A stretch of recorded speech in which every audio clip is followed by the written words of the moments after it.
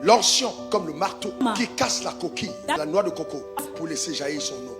En fait, ce que les gens voient de toi, c'est la carapace. Mais il y a quelque chose de grand dedans. Il y a quelque chose de juteux dedans.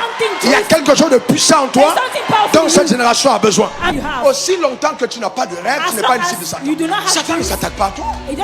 Ce n'est pas ton mariage qui l'intéresse. Ce n'est pas tes petits sommes en banque qui l'intéressent. Ce qui l'intéresse, c'est le rêve que tu portes. C'est ce que tu peux accomplir avec l'onction. C'est ce qu'il a peur. C'est pas la personne. Donc l'onction va venir révéler qui tu es vraiment.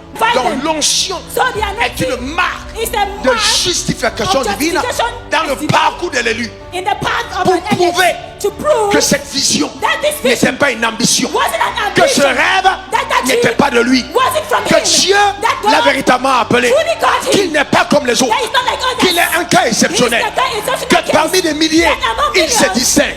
L'onction est une marque de distinction auprès des humains.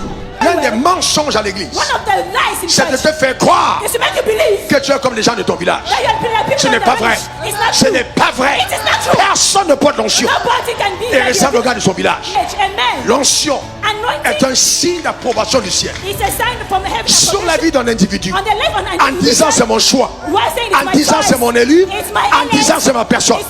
Et si tu es pour toi, personne ne pourra être.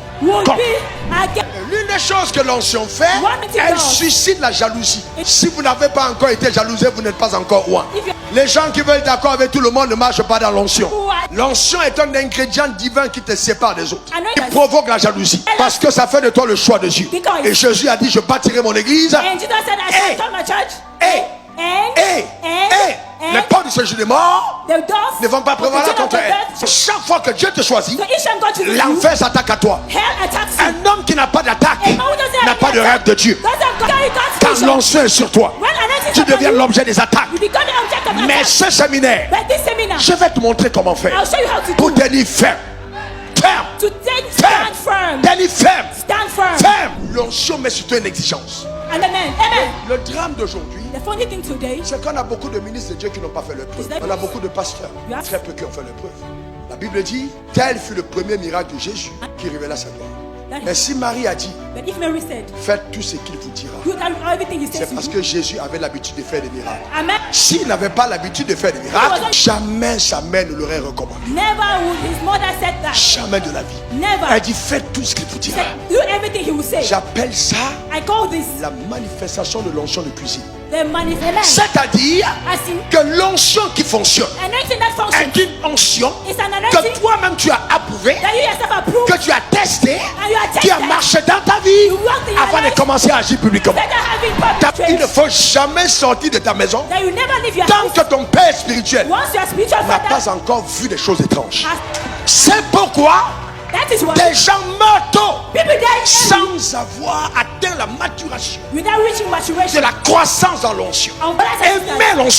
Aimer l'onction plus que l'argent. Je ne fais pas l'œuvre de Dieu avec l'argent. Je fais l'œuvre de Dieu avec l'onction. Le fait d'être sous quelqu'un, c'est le moment crucial pour que l'onction se mature. Parce que si tu rates ce temps-là, il y a des pasteurs qui prennent la dîme dans leur poche dans les maisons des gens, alors qu'ils sont dans l'église avec les gens et ils ne sont pas pasteurs. C'est une malédiction. C'est une malédiction. Vous êtes en train de consommer les fruits de votre gloire claire.